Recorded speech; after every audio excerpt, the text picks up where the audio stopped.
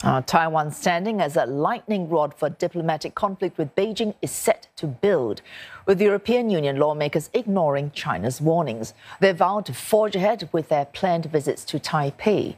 Chinese embassies in Europe have said visits to Taiwan are not acceptable. Beijing has also urged the international community not to follow the example of US House Speaker Nancy Pelosi in her trip to the island.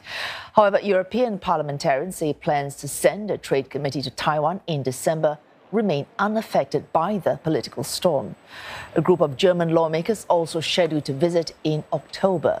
The EU has remained largely quiet on Ms. Pelosi's trip to Taiwan. Lithuania was the only major member country to voice support for her trip and sent a delegation to the island this week. It's planning to open a trade office in Taipei next month. Beijing has imposed sanctions on a Lithuanian official and says it is suspending all forms of exchange with the country's Ministry of Transport and Communications.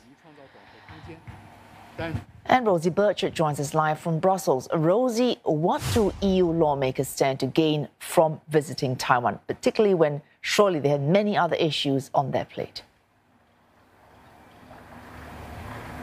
Well, if Beijing hoped EU parliamentarians might take the hint, that has clearly not been the case. Now, we're talking here about plans for a visit which predated that trip by US House Speaker Nancy Pelosi and a visit of a delegation of EU parliamentarians, so those elected EU lawmakers that work here in Brussels at the European Parliament, and particularly the European Parliament's Trade Committee. And the EU has, in the past months, held an upgraded trade dialogue with Taiwan.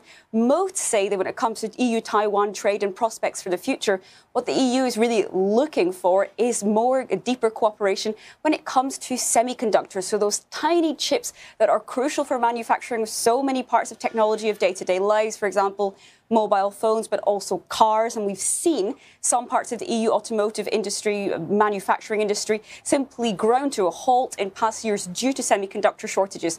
Taiwan, on the other hand, is a chip manufacturing giant. So this trade committee delegation will likely be there when they visit in December. If that visit does indeed go ahead, as the parliamentarians say it will, they'll likely be focusing on trying to deepen cooperation when it comes to semiconductors. But of course, that will not be music to the ears of Beijing, of officials in Beijing who have condemned these types of visits in the past. And they have also spoken out publicly against several non-binding resolutions passed by EU parliamentarians over the past years, which were in support of the island. Well, we've seen a pickup in the pace of visits between the EU and Taiwan in the last few months.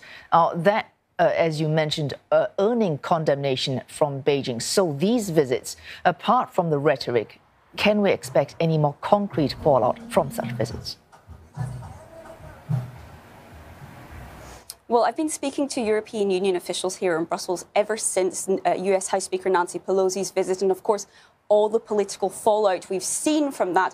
And they've been stressing that they maintain their one China policy insofar as they recognise the government of the PRC as the sole government of the People's Republic of China, but that they within that will continue what they call friendly relations with Taiwan. They insist that that is entirely in line with their previous policy, but that's something which Beijing really appears to be unconvinced by. Now, overall, the last EU-China summit, this took place a few months ago. It was the last time we had big diplomatic relations between Beijing and Brussels. Now, that didn't go very well. The EU's foreign policy chief, Josep Borrell, called it a dialogue of the deaf.